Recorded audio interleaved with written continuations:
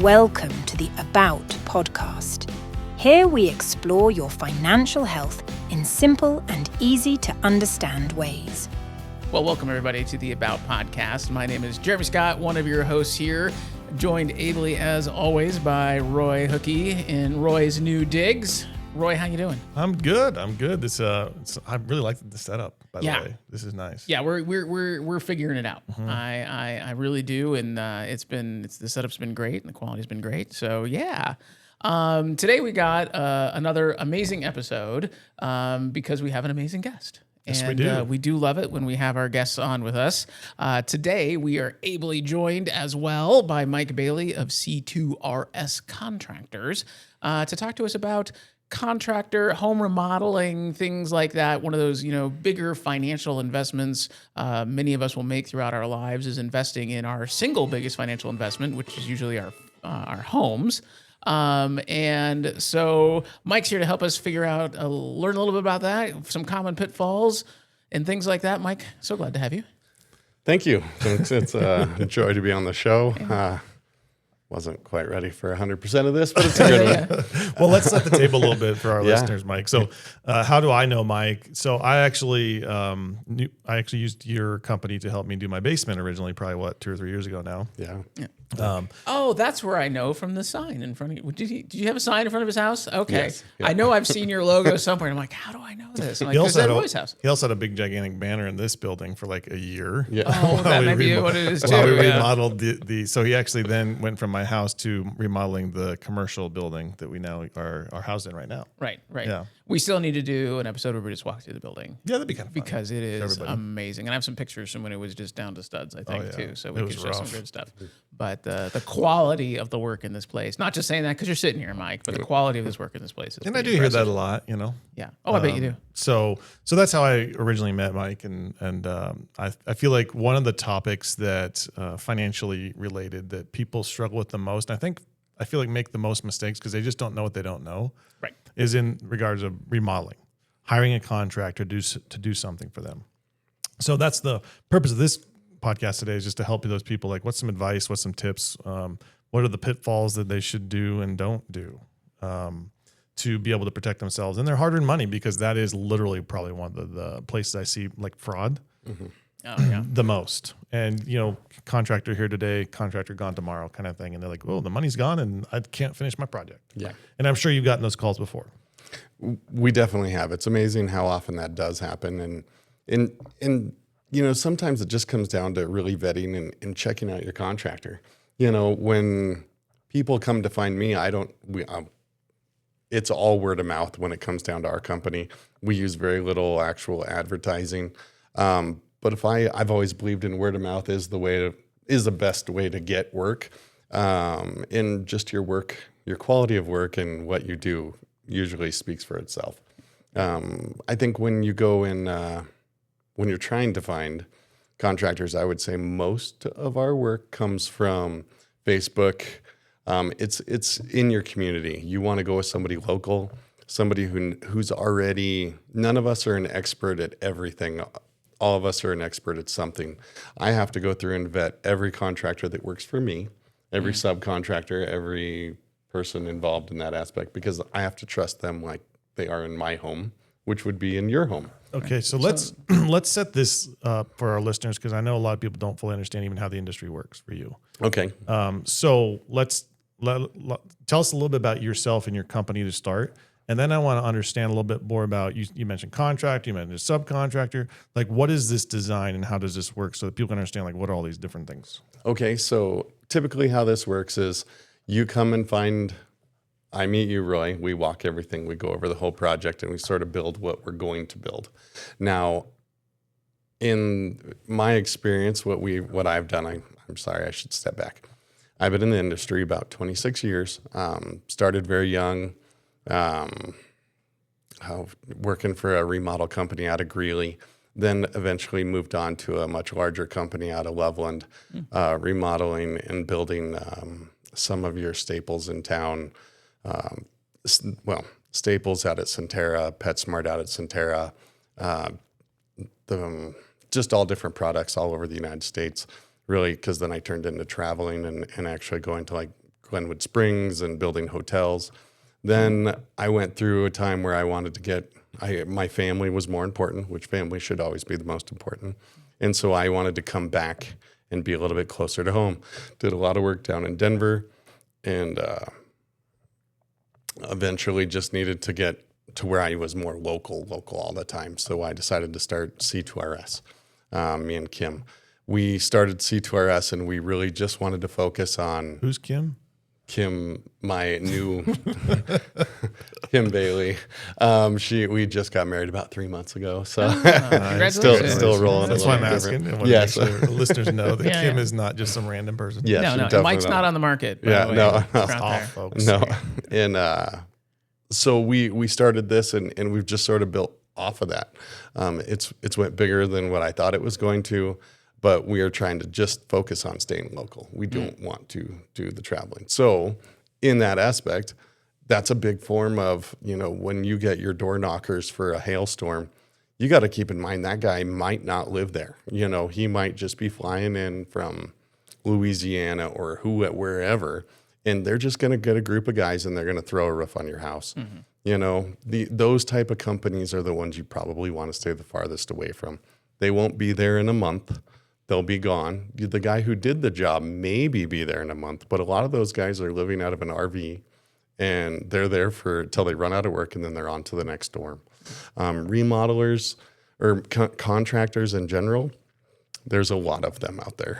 What does it take to be a contractor first? Well, you should be licensed, insured, bonded in some situations, but really have a physical connection to where you're at.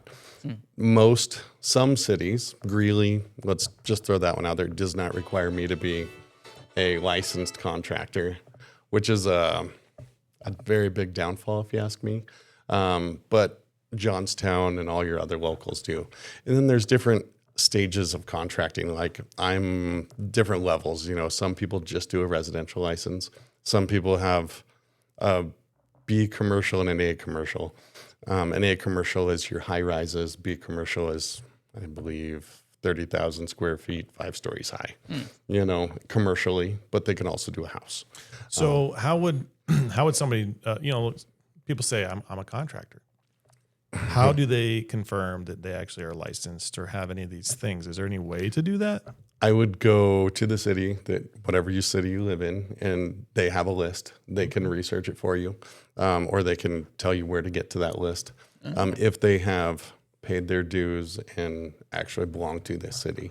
Okay. Now, like a roofing company, they could do that overnight, pretty minimal. Right. But then in that case, you're getting a copy of their insurance and who they actually are going through in that aspect. That's a big portion. I think the thing around like the advice from the hailstorms is really, I think things like that is really helpful. I was actually dropping some stuff off in one of the town halls in our lovely community, and it happened to be right after a hailstorm. And there were just people lined up, to go knock on doors. And I believe one of the city employees had whispered to mayors like, yes, the vultures have descended. Yeah. And it's not that they necessarily are going to do a bad job or a terrible job or anything like that, but it's that follow-up. Are you a part of this community? Am I going to be able to find you if something isn't the way that it needs to be? Mm-hmm. We ran into this in Billings. We had a hailstorm take out the siding on our house, and it was, duct taped over vinyl siding for a year because I didn't want to work with a company that wasn't local, and that's how long it took to find a local company that would do it. I'm sure my neighbors were in love with me by the time the year was up. But I think, one of the biggest things is to have, are they truly local? Are they going to be here? Because if they have to see you, yep. Right? Like, and that's, and I know I've done that when I've needed work done in the house for small things or big things or whatever. Like I'll post it out on Facebook, one of the Facebook groups, and I'll get, you got to talk to so-and-so. They're great. And they're, and one of my first questions is like, where do they live? Are they local? Are they going to be here? That kind of thing. And we actually, somebody at church was talking about recently, they, they had someone look at their roof for their hill. Yeah. But they had them sign something so they could get up on their roof, kind of making it seem like it was for liability. And then it was a contract. Oh. Yeah. So they got duped. which is something that's happening right now. Oh my gosh, I didn't hear that story. My goodness. So this is why this kind of a podcast is so important because Yeah. how do we make sure that doesn't happen to us, right? Those kinds of things. And nobody should be asking for money. Like and Roy, I've worked with you a few times, so we definitely have a relationship. But I would say back to the very first time, I think we collected 10% before we started. I gave you a price of where it was going to be. There, of course, is going to be a few variances. You know, if you're doing a kitchen and I don't know what color and type of cabinet that you were wanting, well, I'm going to put an allowance. I can't break that down and read your mind on what color and brand you were wanting to go with. And know exactly what the price point's going to be at that time. There's just no way that happens. But I can get a good variant of where that's going to be. And we work a lot with allowances in that aspect. I mean, install is typically always going to be pretty much the same when it comes down to it. I'm going to drill 3 holes in this cabinet and put a sink in it. Sort of the same thing when it comes down to it. You can get hard numbers, but it's usually the physical material that we have to deal with different brands. It's sort of like you can buy Cadillac, you can buy a Chevy. You know, it could have power windows, it could have crank windows. You know what I mean? It's sort of hard for me to pick that for you until we get to know each other and really go through my suppliers and my vendors so we can really figure out what you're after. So you said 10%. Yes. Is that kind of a standard that someone could say if they're doing a remodel for the first time that I shouldn't really have to front more than 10% to be able to get this project moving? Correct. That is how our business model goes. 10%. And if there's anything that by the time we go to contract, if there's anything that's going to be a special, like long lead time, you know, sometimes we have tile that's running out a really long time, you know, stuff like things. Brick. Or perhaps brick in Which certain maybe is a problem situations. that we had. Oh, okay. That feels like there's a story there. There is. In some of those things, we have to work around. You know, I mean, we worked around in your case. The brick, I mean, it's just the color and type that was chosen was 8 weeks. I want to say 10 weeks out. It was never And then it just kept going out. and going. So, but that comes down to you really have to be able to trust the person you're working with, because I could feed you a line any day and you'd be like, well, you know, you got to know that we are on the same page and we really are a team. So I would say the person that you're choosing, you need to feel that you're going to be a team with them, because I really look at every project as the problem. You know what I mean? We're trying to put all these pieces together and make a building and make your project. And if you're not working together as a team and you're fighting each other, then it's just a bigger problem. So then contractor, that's your title. Mm-hmm. So you're licensed, insured, potentially bonded, depending on the size of projects you're working on. Mm-hmm. And that's what they're looking to hire, right? Somebody's looking to hire that, not a handyman. Correct. In this situation, right? Yes. Handymans are good too, but Yeah. maybe not for like doing a whole big, huge remodel kind of thing. Correct. So then you mentioned subcontractor earlier. So what does the contracting work do? Let's just talk about your company, because I know it's nuances everywhere you go. But you guys do some of the work specifically. Yes. But then you subcontract to other people who specialize in different areas. Yes. So walk us through that. Okay, so our company, we in-house frame everything and do most of the millwork, depending on the project. The things that, how do I put this?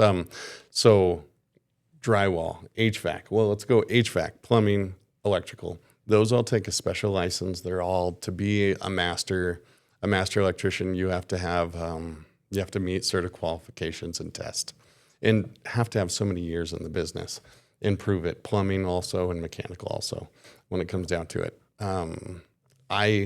If I did that, that would be at least 16 or at least 12 years in the business in each one of those items. I can't be a specialist in everything, and I can't be a licensed in everything. So you have to turn to those people. That's part of us vetting it. Being I would say the biggest thing, a contractor, is we also make sure, so I'm licensed, insured.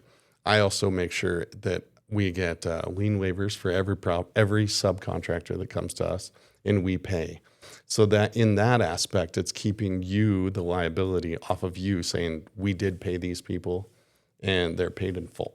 So at the end of the project, you're going to get, as the owner, you get a packet full of final lien waivers saying that everyone that worked on your project is paid off, so that you're not liable They can't come back and sue you. They can't come back and say that I didn't pay them.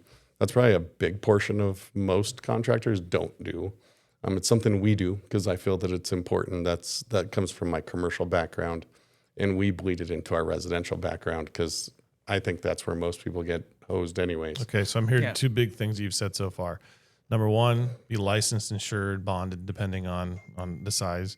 And potentially at the end of it, make sure that there's lien waivers given to you saying that you're not going to have anybody coming back on you because the contractor who you hired took care of all the subcontractors. Yes. So the plumber's not going to come back and say, I need my pipe back because I never got paid. Correct. And I've heard horror stories of that. I've never been involved in anything like that, but I do know that it happens quite often. So let me tell you. So, Well, and then as a general contractor, do you provide a lien waiver? Yes. As well? Yeah. So we put, my last church in Billings, we put a new roof on it, $70,000 roof on this giant church. With insurance money, we worked with the company, it was going to be great, all that kind of stuff. Well, little did we know they were having all sorts of financial difficulties and people didn't get paid and, all that kind of stuff. And it was only then that we discovered two things. One is that there are these things called lien waivers that you need to get, which we did not. So we had a supplier come after us after writing the check for $70,000 to the contractor who was supposed to take care of it all, and he cashed that check. We had $20,000 come back at us from the supplier, basically saying we never got paid for our materials, and then we had two subcontractors come back to us, and we basically paid for the roof over again by the time we were done. Because in a weird little nuance in church world, our property insurance did not have lien protection on it either, which I didn't know was a thing. How would you know this? Well, our church does have coverage for this thing. So our insurance companies told us that's your problem. We're not going to deal with it. And these contractors came back to us and they're like, and they put liens on the church. And so we had to go and borrow. We were so proud. We paid for that roof with cash the first time, and then we had to go borrow it the second time. In order to do it. And we became the cautionary tale that they told other Methodist churches about making sure your property insurance is in proper accord, because it's done. It was terrible. I had no idea. And I'm like, but they cashed our check. And I'm like, yeah, and they paid somebody else's bill, or they paid their payroll or whatever they were behind on, and then they went bankrupt.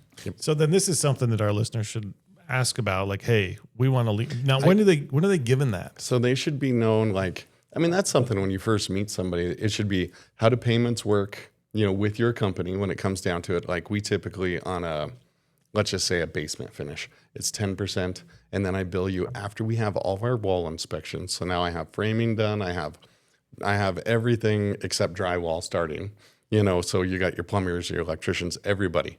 And so what that does is I get that payment. I go and I actually pay all those subcontractors up to date because they're rough ends, but that's where my second billing is. My third billing is typically right around the end, and that may or may not have 10% left, depending on where we're at, or if we're waiting for a shower door for 4 weeks or whatever it takes. But those are all things that should be discussed at the very beginning, if you ask me. I have no issues telling people that we do the lien waivers and that we make sure my subcontractors all know when we're vetting them and we're making sure that they're good, they're going to have to sign a lien waiver stating that they've been paid up to this point, and then when they're done with the project, they're going to have to give me a final lien waiver, which it's proof for me. So if I ever had to go to court, it's also proof for you if you ever had to go to court. I think one of the challenges there is that we all want to be nice. Yeah. And I know that's the problem. I know the church tries to get into that. Yeah. The church struggles with this because we want to be nice and we want to trust everybody and we believe in them and we believed in that company, and unfortunately. And so it feels untrusting to say, what about lien waivers? How does all that work? To minimize my risk as a homeowner. But the homeowner, you kind of have to do that. It's your home at the end of the day. It's your name on the deed. You will ultimately be responsible for what happens in there. Either because you got the waivers and that, moved that liability elsewhere, or if you didn't, then if something goes wrong, then it's your property. It's your property. I think it's very, it is a hard conversation because you're right. I want to trust everybody. I want to trust the owner that I know that they're going to pay me up to par. You know what I mean? I have no way of checking your finances, even if you were a church or if you're if it's your home, I don't know how to really go through and know exactly what you have unless we're doing a big project, and then I'm usually involved with your bank in that aspect. But like a basement finish, I have to have that right to be able to lien too. So I get it. You know what I mean? Right. But I also I want to trust people. But business is business when it comes down to it. And I mean, we do we have a lot of good friends. I mean, Roy, we've done a few projects with you. Every project we had a signed agreement between each other, just because I still feel that we need to. Well, I think you need to anyways. You know, in my business, life happens. Yeah. Yep. Right. Unfortunately for us, we've had 5 deaths of clients in the last 2 months. So they don't really prepare you for that when you get into this business. But the point is, you could be in the middle of a project with somebody and they pass away. So you need that contract to prove to the estate that, hey, we were in this, right? So there's reasons you do these things that are beyond just, making sure you're not getting, Well, and a contractor worth their salt is going to they're going to ask you questions that maybe you as a homeowner are like, why are they asking me that? And it's just like, well, again, we ran into this in my church in Ohio. We wanted to do a little bit of a remodel work, and I couldn't get anybody to return my calls. And I finally got somebody to return my call. And I'm like, what's going on? And he's like, oh, well, you're a church. You're famous for not paying. Right. And so we had to show them a bank statement that showed them we had the money in the bank. They're like, because we've gone and given final bills to churches, and they say, well, we only got 20% of it right now, but we're working on raising the rest. And it's just like, oh my gosh, and with the assumption being, well, who are you going to sue, Jesus? And I'm like, well, yeah, they are actually, if you don't pay them. So I think that's, that kind of openness and everything on both sides is important. That's okay. So then how does it work then? Like, let's say your project's finished. They got their lien waivers, everyone's paid, you're happy, something's wrong. How does that work? Like, what should a person expect when they're dealing with someone that did something now, like something broke or it didn't, whatever it was? I think then it really comes down to it's a team effort to get those things taken care of. I don't think anybody wants this haunting over you. I think this comes back to when you're definitely a local contractor. I'm going to see you in the grocery store. I'm going to see you at church. I'm going to see you all these places. I want to be able to go up and say hi. I think it's an integrity thing. I mean, every job has a hiccup or it has something. I mean, I hate to say it. It's the way life goes. Not every home is built the same. Not everybody does things differently. You just have to keep working through them, So should they expect like a warranty or should that be part of that? There should be. There's always a 1-year warranty on workmanship. I mean, some products have longer warranties, but the workmanship, I believe, is 100%. You got to have a 1 year. Let's say that there's a door in the basement and the screws came out of the hinge and that needs to be fixed. Would that be something you take care of, Mike? Again, this feels like a story. Absolutely. Absolutely. But by the way, everybody, I had this happen. No fault of really anybody's, but the screws came out and I'm like, Mike, is this supposed to do this? No. Nope. That is no. Nope. So not to put pressure on you, but we'll make sure and follow up on the next podcast to see if it's got completed, Mike. I think your basement was the very only job I've had a warranty claim on Schluter products. Oh yeah, that's right. We had to deal with that whole thing. Probably the largest tile backing company there is, which is a great product, I will say, because they 100%. Well, this is why you do use quality, Yeah. So for the story here, Jeremy, is that we put in a heated floor in the bathroom. Mm-hmm. Right. So you put your grid down and it's electric and you then, put the tile over it and it's kind of done. Yeah. Mm-hmm. Well, the sensor, they knew there was an issue with the sensor, it was faulty. So how do you get to the sensor now? You got to tear it all up. Oh. Right.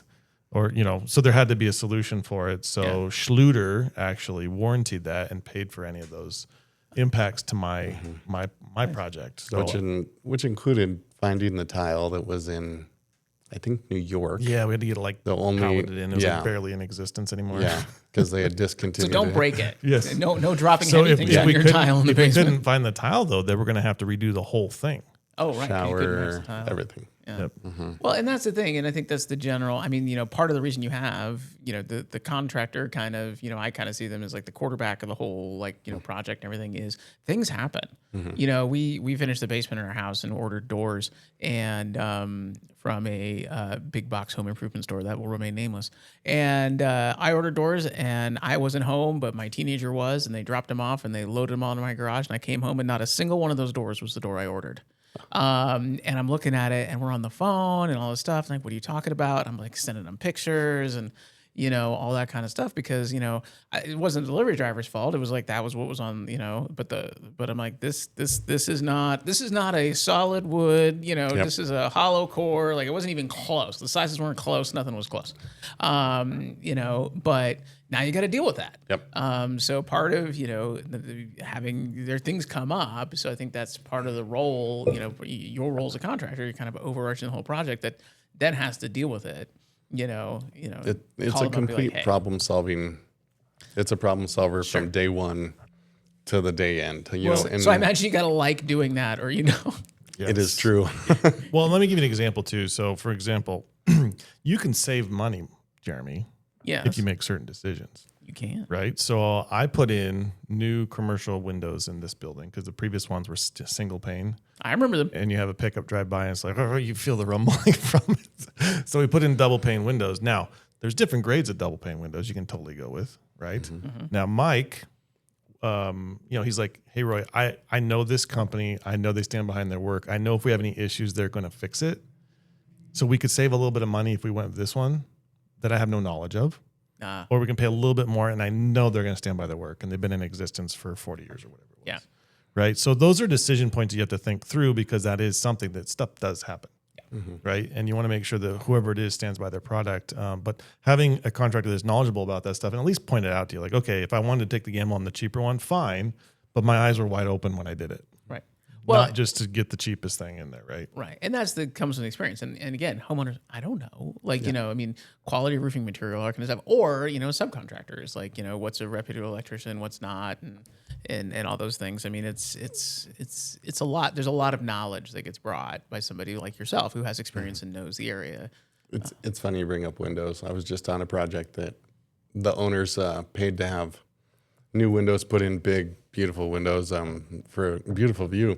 And all the windows that were installed were put sideways. So all the drain points on those windows are actually clogged now because they're on the side of the window and they all have to be removed. But no one would have known. Yeah. No one would have. Unless you had It's somebody just with a matter expertise of to know it. a little bit of experience because vinyl windows, all windows have a drain point. Sure. And if you don't, As I recall, install by the that way, we correctly- talked about that when we did these ones. Yes. Yes. So what do you see as far as, since we're, here at the About, we're, and especially into financial, people's financial health, what do you see as like some of the most common mistakes that homeowners make that impact projects, financially? There's things that probably slow things down, like not making decisions very quickly or changing their minds. That may slow the project down. But from a financial standpoint, people that may not expect, that people maybe not be obvious, places where, there might be some financial impact on the project. I think when somebody goes into an agreement, especially when you're picking somebody, they need to have some knowledge in the backlog of knowing what's going on. I think a lot of times it deals with the homeowner thinking that they can do it themselves. That hurts more than anything on any project. And when I say that, it's down to, some homeowners, like, we'll do a project and they're like, we're going to do the paint. Well, okay, that's fine. You can do that if you'd like. It doesn't take a license to paint. All of us here have painted a room. You're not going to do it as good as a professional. So don't blame the contractor for what it looks like. Right. You know what I mean? And typically what happens is we get to that point and they look at us and they shake their head and go, no, I want you to do it. Well, you did. Everything is a delay. So now I don't have a painter lined up. He's busy. Now we added that money and it cost me more time because now we're in a stall. So you impact costs that really shouldn't have been there. Right. You know what I mean? And that's in one thing. I would say always expect something to be behind the wall that you don't know. We really do our best to try to figure out what's going to be in this wall. I mean, we did a project last year, and I was there to look at the basement. And he goes, and the next thing you're going to do is we're going to do the kitchen, and we're going to tear out this wall. And I looked at him and I said, well, if we're going to tear out that wall, then we should not do the basement and let's do upstairs first. And he shook his head and go, no, I don't want to do that right now. And I said, well, I'm going to have to rip up the complete basement to move all the sewer, water, heat runs that you're wanting to rip out in this wall. We're going to have to move all that in the basement. So let's just do the upstairs and then we'll do the basement later. You know, call somebody and ask them and explain should your they tear out full walls first before you come over? No, absolutely not. What a horror! No, unless you want to live that way. I have walked into a few houses, but they're going to wait a while. Load-bearing walls. Yeah, not there any longer. Don't do that. Don't do that. Don't do that. Talk to the contractor. Yeah, first, folks. yeah. But get a contractor out there and explain your whole. I think a big portion of it is to talk about what you want at the very end, and if that includes your master bathroom, your kitchen, and the basement, at least get a game plan so then you're not doing work twice. Yeah. And I think that's where a lot of people make a mistake is they try to do it and then everything they did, we tear out and redo it again. How many people have tried to do the whole project themselves and then they call you?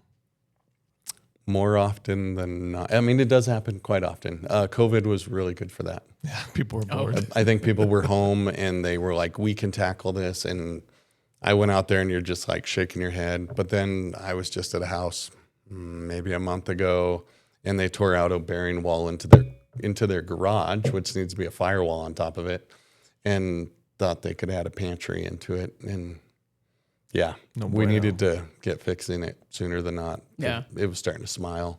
Oh, Yeah, that's Yeah, never good. yeah, it's not good. Was not good. no. But they didn't know. They didn't know. Well, I mean, I've seen the commercials from Lowe's. I can do it all myself. They tell me Yeah, that all the time, right? They'll even sell me all the things I need to do it. It's great. So kind of so far, what I'm really hearing is that, you know, if you're a homeowner and you're doing a remodel, you really need to be engaged and do your homework. And I do you believe so. You need to understand what's going on. And if you don't, you need to talk to people that do. Ask. And then never be scared to ask. And that's why, honestly, a lot of my clients will call me and be like, hey, Roy, I'm thinking about doing this. Yeah, what do I need to do? Like, can you help me out here a little bit? Well, let me put you in contact with somebody, right? To educate you, because getting educated is really important. Understanding lien waivers exist. Yeah. Right? Like, that's not something that normal people understand. No. Right? And I think that's part of, sometimes I don't realize that a lot of people don't understand that, you know, and so I guess we do it, and I'm going to say I probably only bring it up 50% of the time when I meet somebody on the first time, because sometimes I don't know if it's a good time to bring it up or not. But I think it is probably a standard that we should all go by. I mean, it's a very simple standard. It's a notarized paper It only that's protects very, everybody. and it's only protection across the board. Yeah. Well, and you don't want to fearmonger per se either. You're like, oh, here's the worst case, because nobody expects to be the worst case scenario. But at the same time, just it's normal. Like, I think this comes up a lot on this podcast in all sorts of areas, is, you know, the small things we can do to mitigate risk. You know, especially financial risk.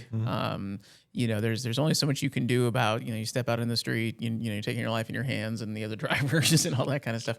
But when it comes to financial risk, there are some ways in which you can mitigate in some small ways that maybe not will matter, right? You know, but if it does, it's going to matter, you know, bigly, as they say. So, I mean, I think that's an important thing to tell people, like, hey, this is where I'm helping you mitigate your risk.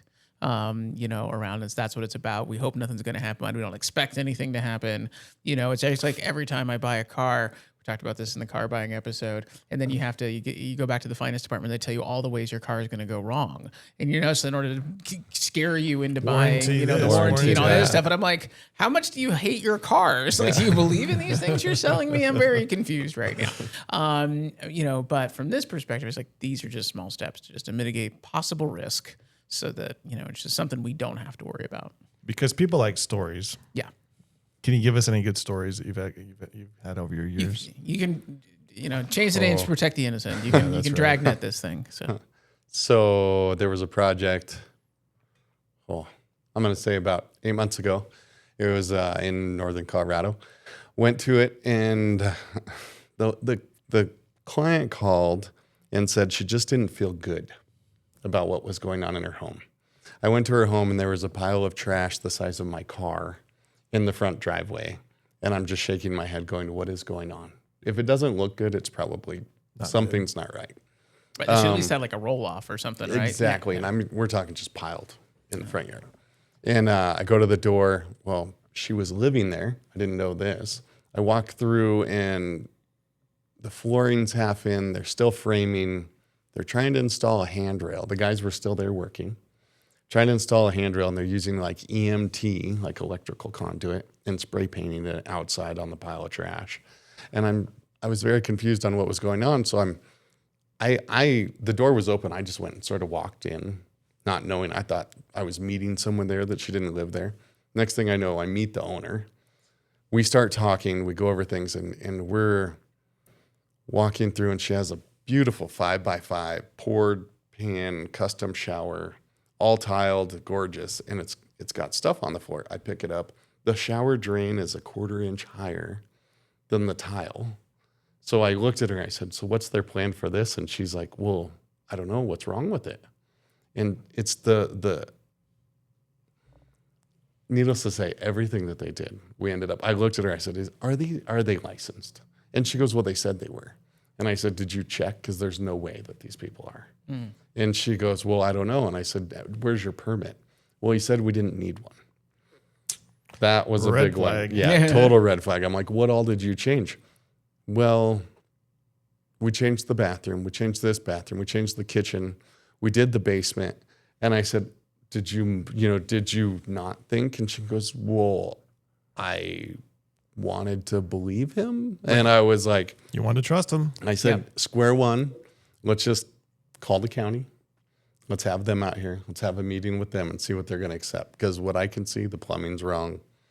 Everything about this, they're going to create mold. We have pumps in the basement that are not installed correctly. There's no way to service it. And nobody wants to mess with those type of things.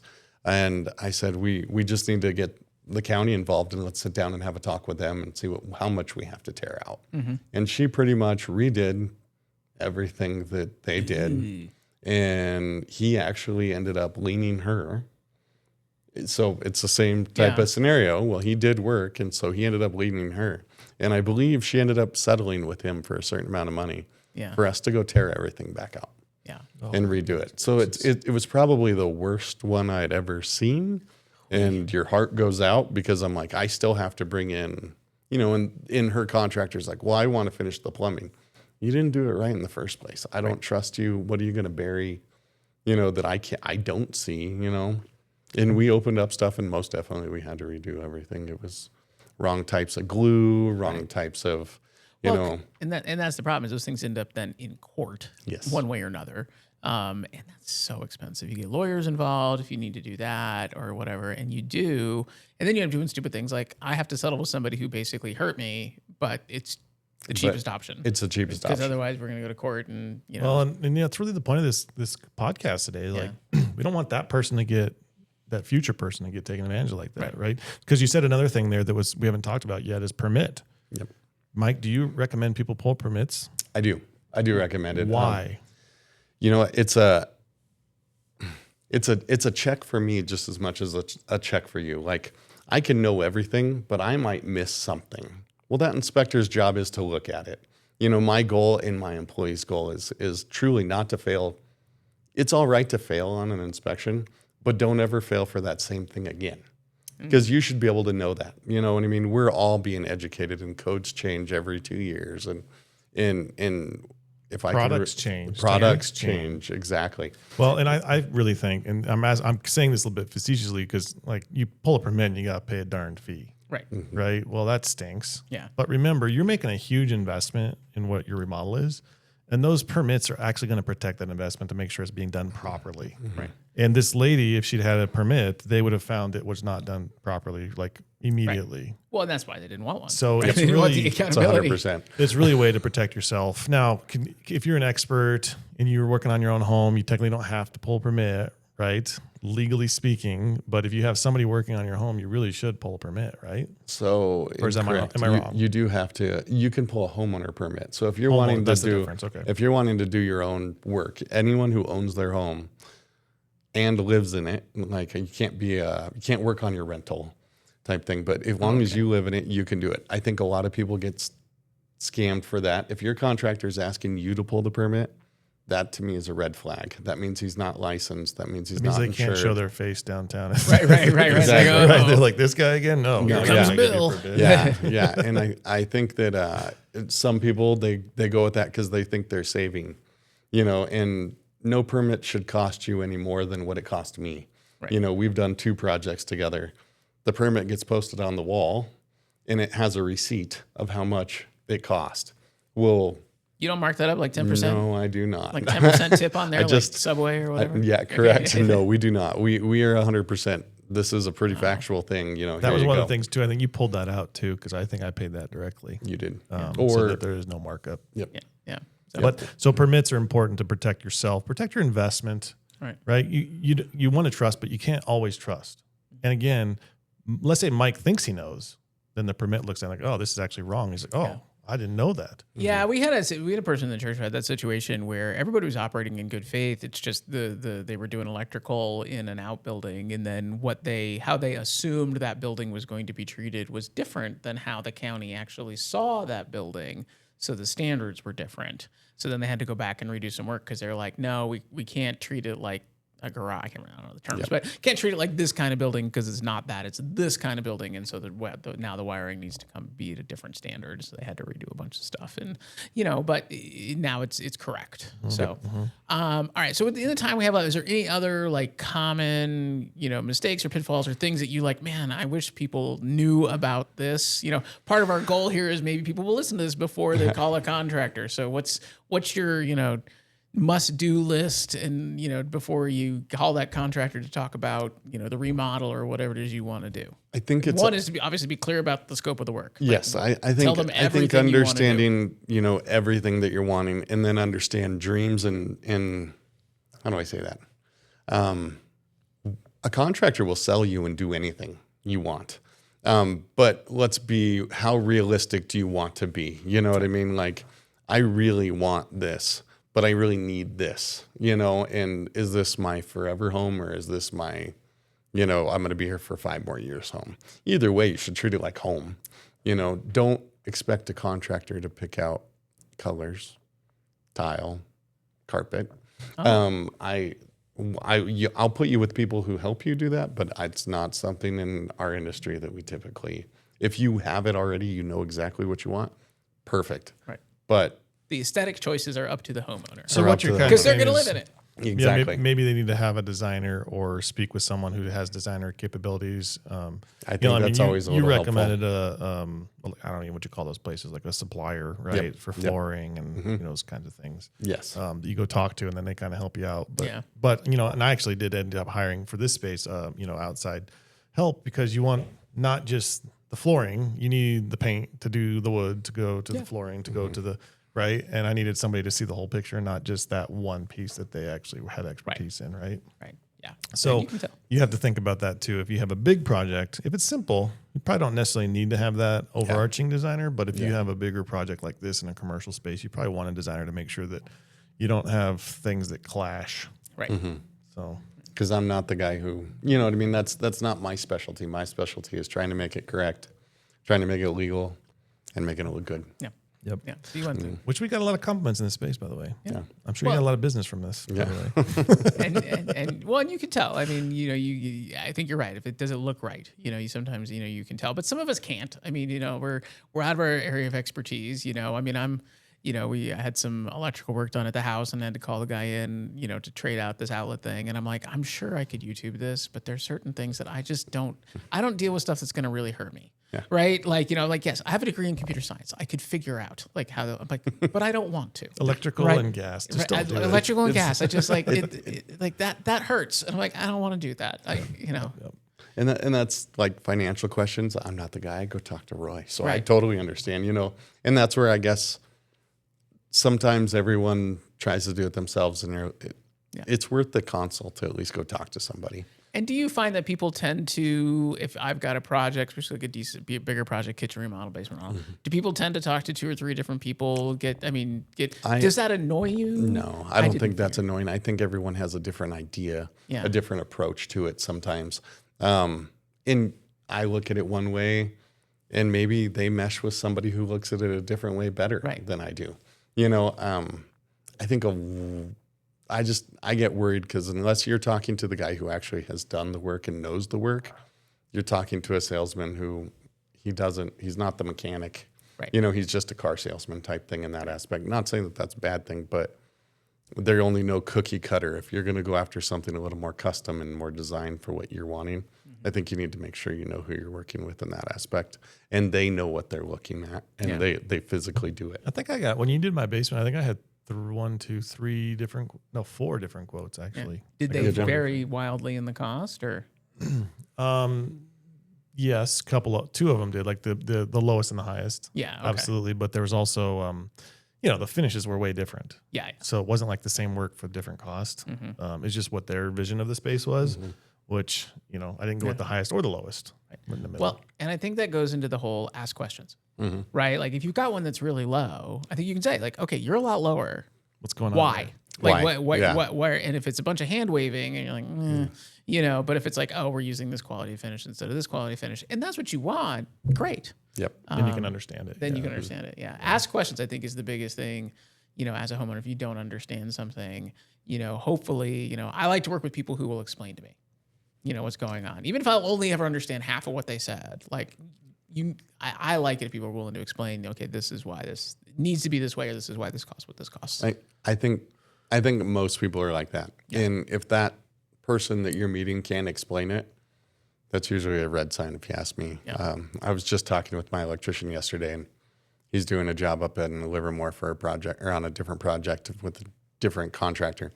And he goes, this guy is absolutely hosed over the owners. Like, he has no clue what he's doing. Oh. And I'm like, oh, you're kidding. And he's like, no. He goes, but they chose him, and obviously he was a cheaper one or something, but the way he's going about things are definitely costing more money. No, he's just trying to do his job as best as he can. So whenever this goes down, it's not on him. Exactly. Is it more ideal for someone to come to you, like, for instance, like for me with my basement, I didn't know what to expect on that. So I was kind of talking to different people to kind of get an idea to then set a budget. Mm-hmm. Is it better to kind of set expectation like that with people to understand the budgeting through that process? Or is it better for them to say, hey, we have X dollars to spend and just live within the budget? Yeah. Is there good or bad to any of those? I think it could go either way. A lot of times I'll go give an estimate, and you're really trying to figure out where their budget is. Like, are you refinancing for this? Are you, trying to figure out, are you reselling? Are you just doing this to add a bedroom to the poster outside?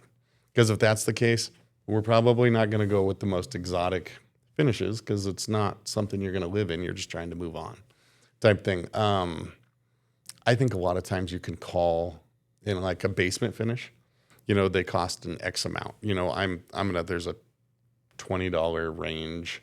I don't know it off the top of my head, but I could tell you just by looking at all of our basements and go, you're going to be between $55 and $75 a square foot, and most people know how much square footage they have. Or you could figure it out pretty quickly. Do you guys typically, I'm just for perspective purposes, do you have them talk to a realtor to make sure, like, hey, the money you're spending here, the numbers I'm hearing from you aren't really going to add value to your home just because you have expertise? You're like, maybe you should just make sure you talk to your realtor and say, is that value there with those dollars? Now, if you're going to live there for 20 years, maybe you don't care. Yep. Right. But if you're not sure, well, then you maybe need to make some more strategic decisions and understand the impact to the value of your home for the dollars spent. And I think that's very important. I'm not in real estate. I see enough of it just by what we do. But I do think it's important that people don't expect to finish their basement and get $200,000 more. I don't believe that works that way. Yeah. It does not ever compute out. It's not a one-to-one trade. That really depends, I guess, on your market too. So shout out to our real estate episode. Yeah. Where we talked about a lot of that stuff. And Christina Coder was our guest on that episode. But talking to her just helps me understand, like, did my home, when I did my basement, have any, am I overspending here, or is this thing going to at least come out even? Right? Yeah. Well, it's true. Mike's like, don't buy those cabinets. Don't do that. I'm like, I want those, Mike. I'm pretty sure I did don't say buy that. Those cabinets. That's exactly what I said. And I believe it delayed the project too, by the way. Well, of course it did. Well, we finished our basement. We had to do it we were trying to get kids down there. We were buying a house big enough for everybody, and we're just like, all right, we got to get 3 bedrooms down here. Like that's the most important thing. And I think that's important. Like just those two different things, trying to figure that out on an estimate and being realistic of, you're just trying to get your kids down here. You need a finished space that is going to call home. It's going to be warm, cold, and perfect when you need it. Right.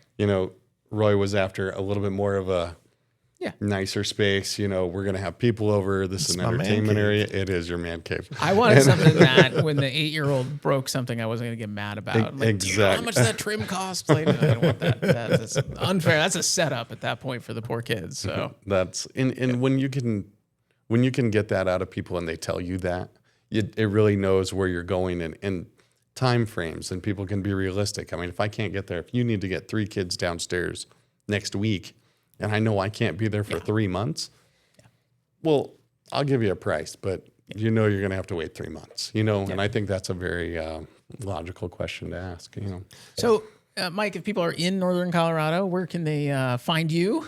What are the shout outs? Shout outs. Well, you can always go to our website, C2RScontracting.com. Can always call Kim on the office phone number is 970-590-8298. Sorry, I had to remember that off the top of my head. And we're always around Johnstown, Milliken, Loveland area. And if you want to see a great example of your work, you can come to 3 Parish Avenue. 3 South Parish. 3 South Parish Avenue to the wonderful offices of Credentialed Wealth Advisors, where we are sitting right now, and get a wonderful tour of a little place and maybe learn about your financial health. That's right. A little slice of heaven down here. A slice of heaven and a free Nespresso. So then to kind of wrap up then for our listeners, we're really looking at a few things to make sure that they pay attention to, right? When you're getting you want a contractor, unless you think you can do it yourself, but then even if you do it yourself, you should get a permit. But you should have a permit either way, and that should protect you basically from yourself and your subcontractors if you have other people coming in and helping you. But they can vet your contractors. Can you vet subcontractors as well through the town that you live in? You can, yes. Okay. Yes. So if they're doing business in your area, they're kind of they should have a license here just like everyone else. Their license is typically a little bit easier to get just due to mechanical plumbing because they're a state licensed. My licensed, I have to test through ICC, which is international, but they test individually per state. Got it. Okay. Have that upfront conversation about how payments work. Realistically, not more than 10% down should be needed to be able to start the project. And if it is needed, it probably means your contractor is not in good financial health, which is probably a problem like your church situation. Yep. We want to make sure we talk about lien waivers so that they're free and clear post-project. Absolutely. And then warranty work so that they can just know that there's something, if something goes wrong in the next year, like a door in the basement, that it's going to be taken care of. That poor door. Mike's like, I'm coming to fix the door. Coming. I've been given a hard time about it. So those are really kind of some of the high level things that we should really probably walk through with if you're going to do a project. Don't get yourself in a pickle. Don't get yourself in a situation with your story where she was just taken advantage of, no permits, no licensed contractor. It happens more than what you'd like, and it's pretty amazing.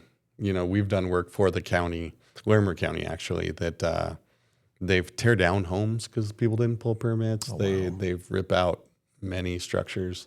I believe the last inspector I talked to, he said they do about 9 a year. Wow. 9 structures they take down that were not permitted. Oh, wow.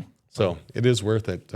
So protect yourself, protect your investment, do your legwork. You are the homeowner. You have responsibility too, right? So make sure you're getting the help you need. Yes. And that's the most important piece of that. Sounds great. Always ask questions. Thank you. All right. Thank you very much. Well, thank you, Mike, for joining us. This was great and informative. You did a wonderful job. So I know we're always everybody's first podcast. Yeah. I don't know that we've ever not been somebody's first podcast. So it's always fun to see that happen. That's great. So, well, and thank you, Roy, as always. You know such wonderful and amazing people. And thank you all for coming and hanging out with us for a little bit. Do like, subscribe if you're doing some work or you know somebody who's doing some work on their house or thinking about doing it. Share this episode with them. Let them hear and learn along with all the rest of us the important insights. And we will continue to put out some fun and interesting episodes. Absolutely. Until next time. All right. Thank you, everybody. Thank you, guys.